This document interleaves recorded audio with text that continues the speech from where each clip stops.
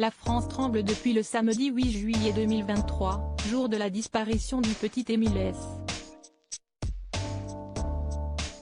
2 ans et demi. Dans le Haut-Vernay, les habitants regrettent de ne pas savoir ce qui est arrivé à cet enfant si mignon.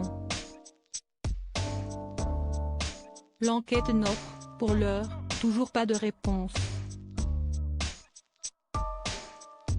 Le petit Émile S.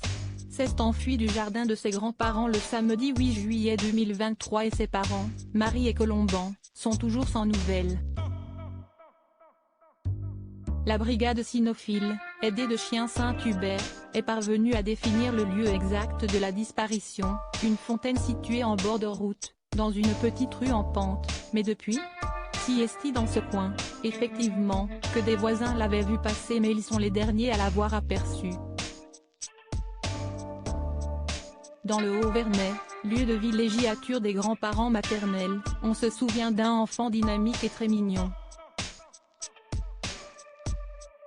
Si est-il ce qu'expliquait effectivement une amie de longue date de la famille du petit Émile, qui dispose d'une propriété située dans le Haut-Vernay depuis une vingtaine d'années.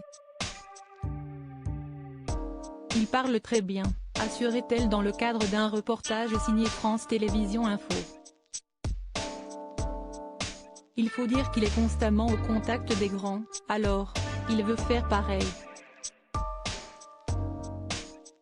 Je suis désolée, je ne peux plus en parler, ça me secoue trop. Une voisine regrettait, de son côté, le climat oppressant et la tension qui régnait aux alentours depuis la disparition de l'enfant de 2 ans et demi. Ce sont les petits secrets qui conduisent au gros, soulignait-elle. Peut-être qu'il y a des gens qui savent des choses et qui ne disent rien. Cela ne regarde personne à part les gendarmes. Les habitants du Haut-Vernay se retrouvent, bien malgré eux, au centre de l'enquête. Le périmètre de la commune a, d'ailleurs, été bouclé à nouveau, jusqu'au 31 mai prochain, sur décision du maire, pour que les recherches puissent se faire sans perturbation. Aux dernières nouvelles, un habitant et 2 proches du petit Émile ont été entendus, à nouveau, par les forces de l'ordre pour recouper leurs témoignages.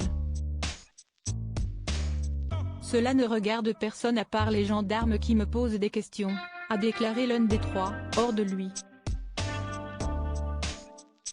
Et si les gens veulent parler sur moi sur les réseaux, eh bien tant pis.